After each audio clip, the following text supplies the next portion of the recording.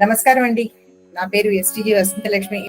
ఇప్పుడు నేను పేరు వెంకటేశ్వర శాస్త్రి గారు రచించినటువంటి శ్రీకృష్ణ చరిత్ర గ్రంథాన్ని రోజు కొద్దిగా చొప్పున చిన్న చిన్న భాగాలుగా చెప్పబోతున్నాను.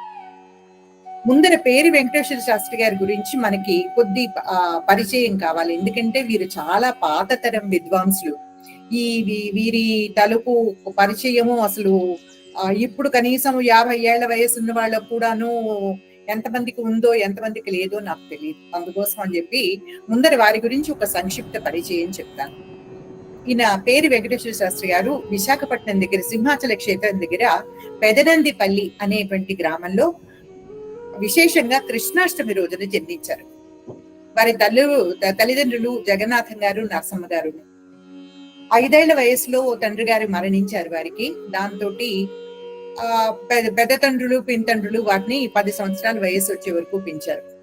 ఆ తర్వాత ప్రైమరీ స్కూల్లో 3వ తరగతి చదువుతున్నటువంటి వయసులో ఆయన ఓరుగంటి అప్పయ్య శాస్త్రి గారి దగ్గర రఘువంశ మహాకావ్యం ప్రారంభించారు. రఘువంశ మహాకావ్యం ప్రారంభించడానికి ఒక సంప్రదాయం ఏమిటంటే, ముఖ్యంగా గోదావరి జిల్లాలు అటువైపు ఉన్నటువంటి సంప్రదాయం ఏమిటంటే వాగర్థావయవ సంపృక్తతోటి మొదలు పెట్టారు. సరాజ్యం గురునా దత్తం అని చెప్పి చతుర్థ సర్గలో మొదటి శ్లోకం దాంతో మొదలు పెడతారనమాట.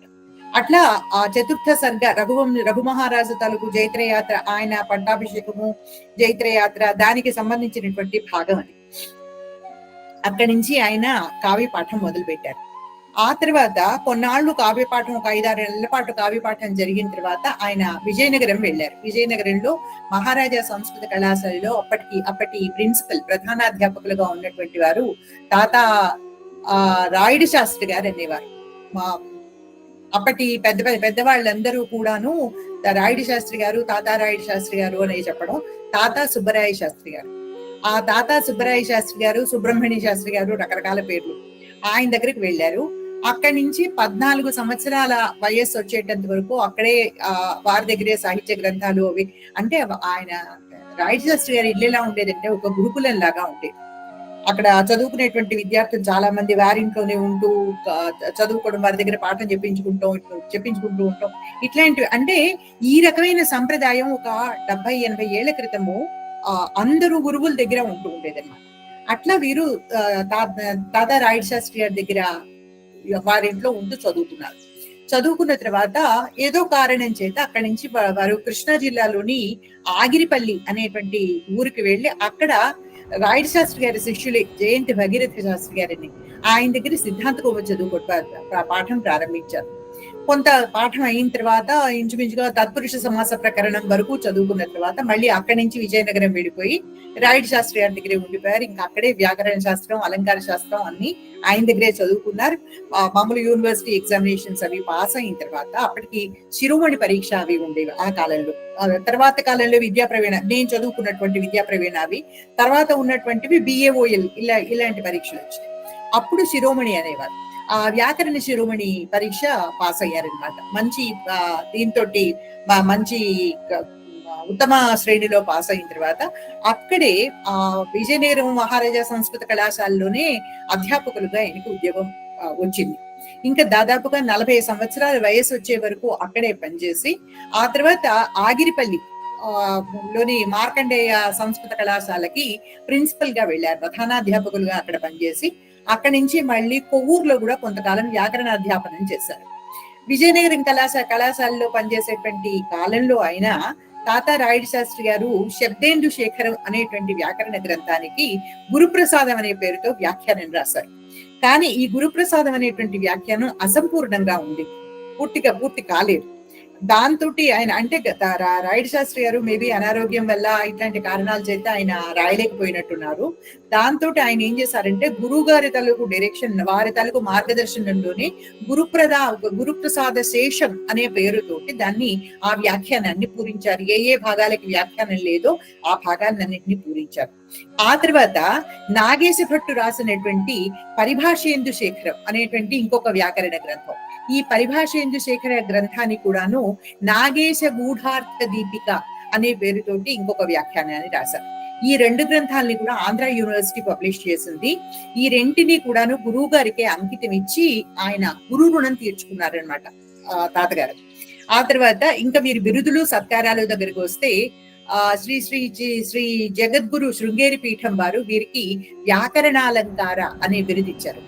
ఆ తర్వాత కంచి కామకోటి పీఠాధీశ్వరులు వీరికి సువర్ణ ఘట్ట కంకణంతో సన్మానించారు. 1968 సంవత్సరంలో ఆంధ్ర యూనివర్సిటీ కళాప్రపూర్ణ బిరుదిచ్చింది. 1967-68 ఈ 2 సంవత్సరాల్లో వారికి భారత రాష్ట్రపతి సన్మానం అంటే ప్రెసిడెంట్ అవార్డు అది వచ్చింది. 1971లో అలహాబాద్ లో వారికి మహామహిమోపాధ్యాయ అనేటువంటి బిరుదుతోటి వారిని సత్కరించడం జరిగింది. ఇట్లా ఈయన 80 సంవత్సరాల వయసు వచ్చేటంత వరకు కూడాను వ్యాకరణ శాస్త్రాన్ని, అలంకార శాస్త్రాన్ని అధ్యయనం, అధ్యాపనం అంటే చదువుకోవడం, పాఠాలు చెప్పడం, ఆ తర్వాత గ్రంథ రచన, వీటన్నింటితోటి ఆయన నిరంతర వ్యగ్రులుగా నిరంతరము బిజీగా ఉన్నారనమాట. ఉండి ఇంకా క్రమంగా ఆధ్యాత్మిక మార్గంలోకి మళ్ళిన తర్వాత ఆయన శ్రీమద్ భాగవత గ్రంథ పురాణాన్ని చాలా విశేషమైనటువంటి దృష్టితోటి అధ్యయనం చేశారు.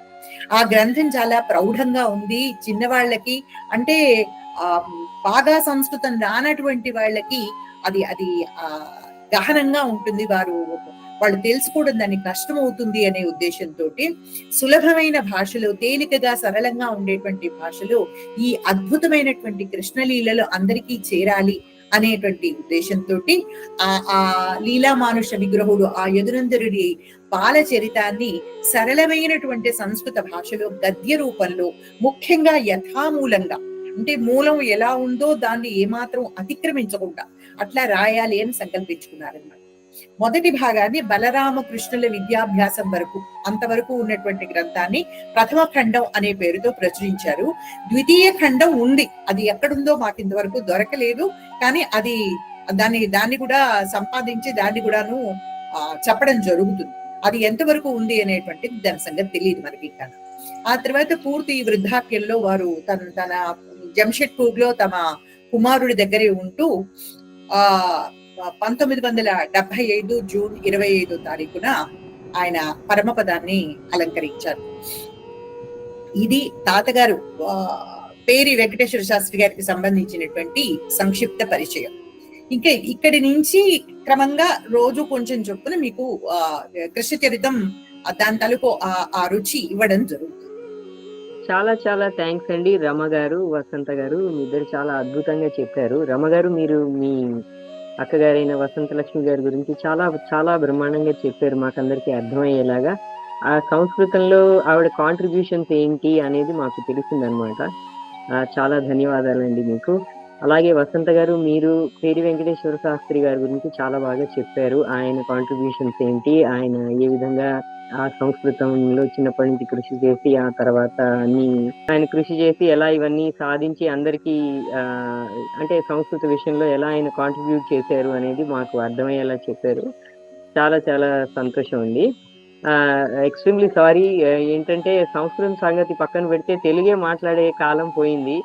దానివల్ల నేను కూడా చదువుకోవాల్సి వచ్చింది.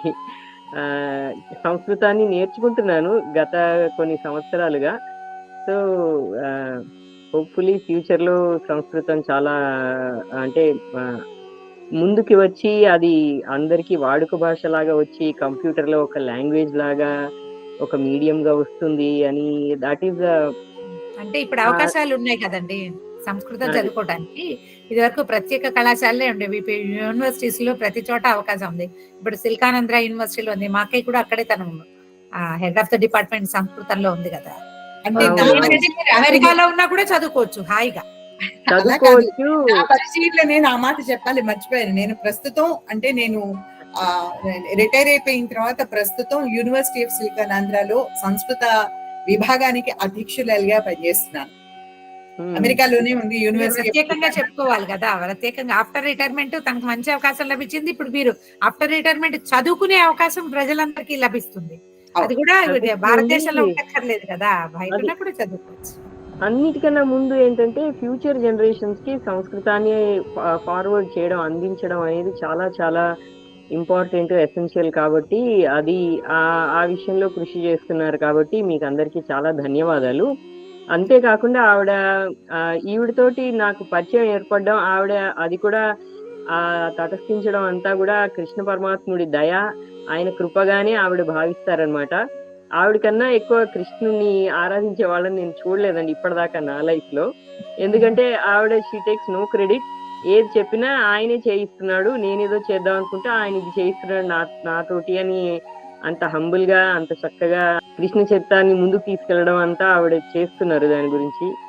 So I cannot thank her enough అండి. థ్యాంక్ యూ వసంత గారు, థ్యాంక్ యూ రమ గారు, మీకిద్దరికి చాలా చాలా ధన్యవాదాలు.